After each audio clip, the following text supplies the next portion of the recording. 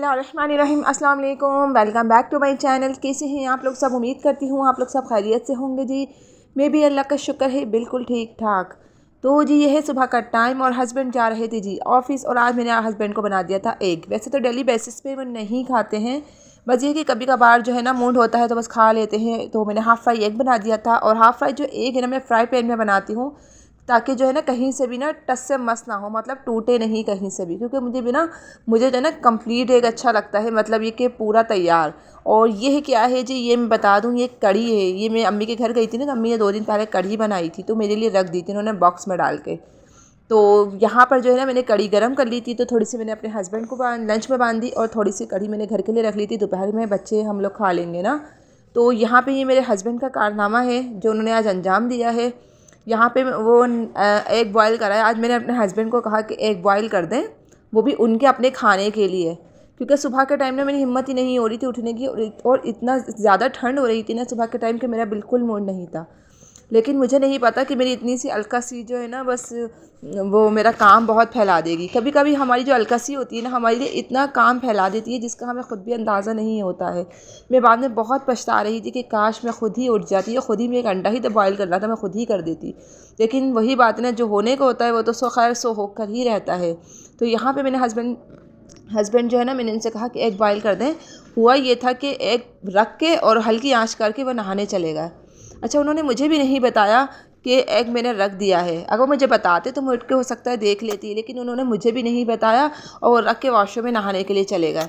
और एकदम से गैस तेज़ हुआ तो हुआ ये कि सारा पानी इसका ड्राई हो गया, और अंडा जो है ना आपके सामने अभी मैंने आपको दिखाया है किस तरह से जला है, छिलका तक उसका काला हो गया था। और मेरी पतीली का तो वो बुरा हाल था कि मैंने तो उसको बस दिखाया ही नहीं आप लोगों को, क्योंकि पतीली इतनी ज़्यादा काली हो गई थी बिल्कुल कि मतलब वो 2-3 दफ़ा साफ़ करने से ही वो साफ़ होगी। लेकिन खैर फिर भी मैंने इसको बहुत कोशिश करी उसी दिन, और मैंने साफ़ करके उसको रख दिया था। अब आहिस्ता आहिस्ता तो वो मतलब साफ़ होती रहेगी। और जो है ना यहाँ पे बस आज के बाद मैं सोचती हूँ मैं अपने सारे काम ना खुद ही कर लूँगी, हस्बैंड को कोई काम नहीं दूँगी करने के लिए, क्योंकि मैं उनसे कभी भी कोई काम बोलती हूँ ना तो मतलब वो मेरे काम को ना बिगाड़ देते हैं, और फिर मुझे बहुत गुस्सा आता है कि यार मैं खुद ही कर लेती, इससे अच्छा है। तो बस यहाँ पे जी सब अपने अपने मतलब बच्चे स्कूल चले गए थे, हस्बैंड ऑफिस चले गए थे, यहाँ मेरी हो रही जी सफाइयाँ हो रही हैं। एक्स्ट्रा कपड़े सर्दियों में बहुत ज़्यादा हो जाते हैं, आप लोग के घरों में भी हो जाते होंगे। सर्दियों में एक्स्ट्रा कपड़े इतने निकले हुए होते हैं ना, हाई नेक्स होती हैं, बच्चों की स्वेटर्स होती हैं, टोपे होते हैं, सॉक्स वगैरह, जैकेट्स होती हैं, इतनी सारी चीज़ें अलमारी से बाहर आई हुई होती हैं ना कि उनको समेटना बहुत मुश्किल हो जाता है। तो खैर मैं ये 2 दिन बाद सफाई कर रही हूँ, क्योंकि आपको पता है मैं अम्मी के घर गई हुई थी, 2 दिन बाद में आई हूँ वहाँ से। तो हस्बैंड के हाथ में जो कपड़े आते हैं ना वो निकाल के रख देते हैं बाहर, जितना पहनते हैं बाहर ही रखे रहते हैं। तो बस मैंने यहाँ की सब सफाई वगैरह जो है मैं कर ली थी, और आज मुझे अलमारी भी हस्बैंड की साफ़ करनी थी, क्योंकि अभी तो मैंने 1 महीने पहले जब हमारे घर में ये टाइल्स वगैरह लगे थे हमारे रूम में, हमारे पोर्शन में, तो जब भी मैंने हालांकि अलमारी की सफाई करी थी। और ये मनीहा के शूज़ हैं, ये मेरी सब्सक्राइबर्स ने दिए हैं, और जो कुछ गेस्ट आए हुए थे वो मेरे सब्सक्राइबर्स भी हैं और गेस्ट भी हैं, हमारे अपने ही रिलेटिव्स हैं। तो कोयटा से आए हुए हैं मेहमान, तो उन्होंने ना मनिया के लिए लेकर आए थे वो। तो वो मेरे व्लॉग ना बड़े शौक से देखते हैं, वो लोग कहते हैं आपके व्लॉग बहुत अच्छे होते हैं। तो खैर तो उन लोगों को बहुत पसंद आते हैं, तो वो लोग मनिया को उन्होंने देखा था वीडियो में, तो वो लोग मनिया के लिए उन्होंने गिफ्ट लेकर आए, वो लोग आए हुए हैं अभी।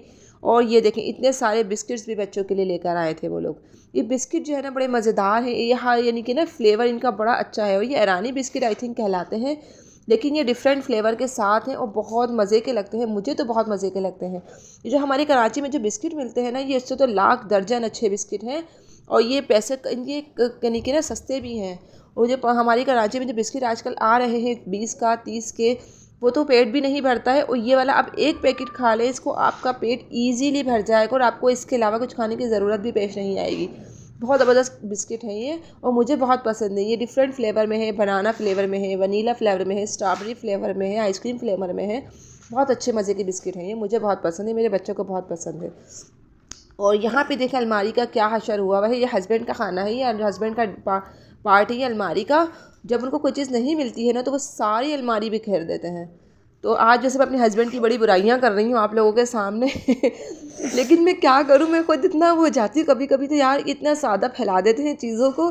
तो बस मैंने सोचा आज मुझे ना पूरे हस्बैंड के लिए व्लॉग बनाना है, उनकी बुराइयां करते करते ही बनाना है मुझे सारा व्लॉग।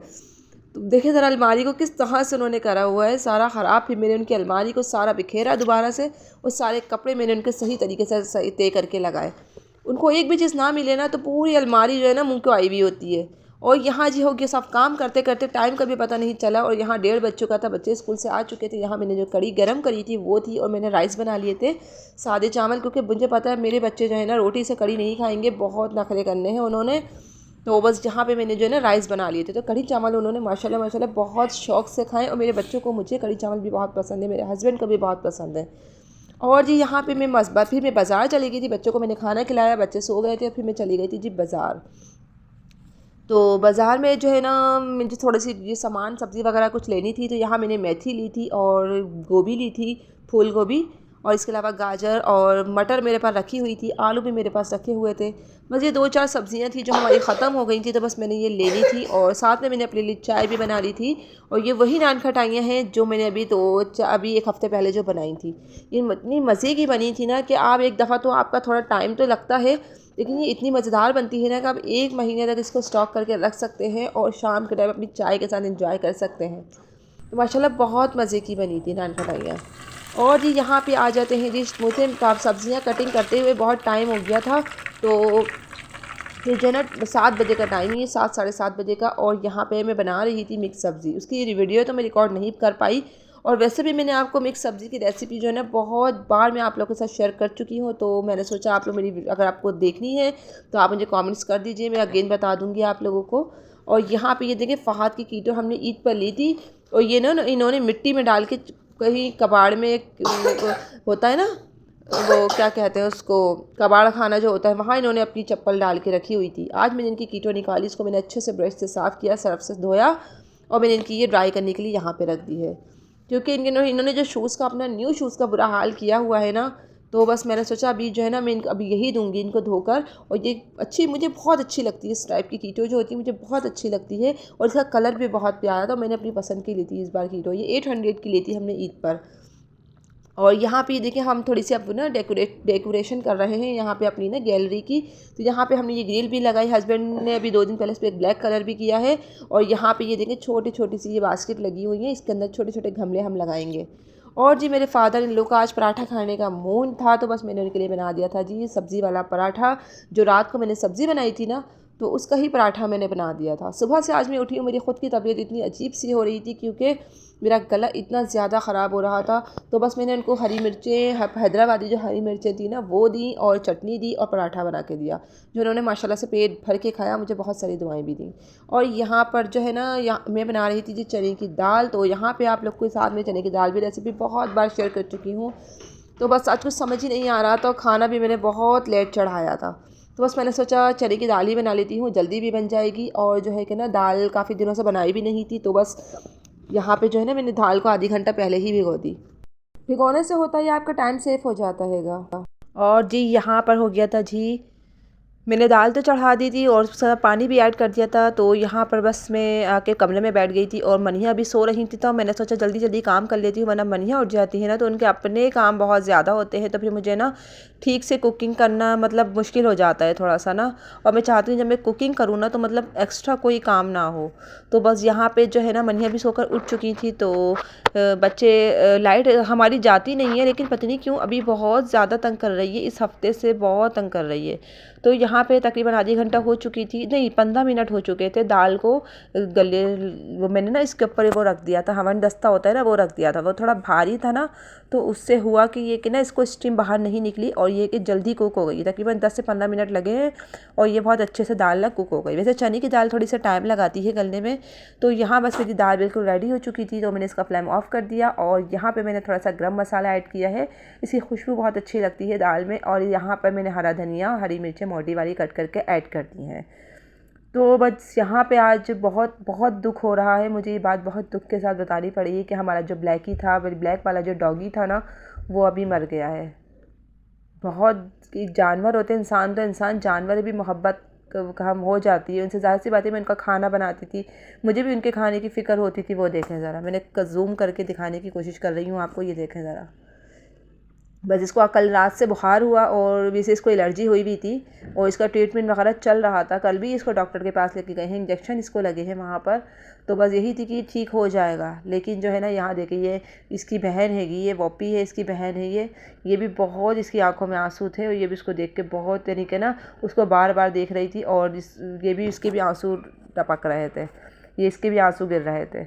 मुझे भी बहुत दुख हुआ है क्योंकि ज़ाहिर सी बात है हम 1 साल हो गया था इनको हमारे घर पे आए हुए और इंसान जब इंसानों से मोहब्बत हो जाती है तो जानवरों से भी हो जाती है मोहब्बत। और ये कि ना बहुत माशाल्लाह खेलता था, ये बातें करता था, तो सब बहुत उदास हो गए। और फिर रात में जो है ना हस्बैंड ने बुलवाया किसी बाहर जो होते हैं ना वो जो भंगी वगैरह होते हैं उनको बुलवाया और फिर जो है ना इसको मतलब उठवा के और ये देखें ज़रा।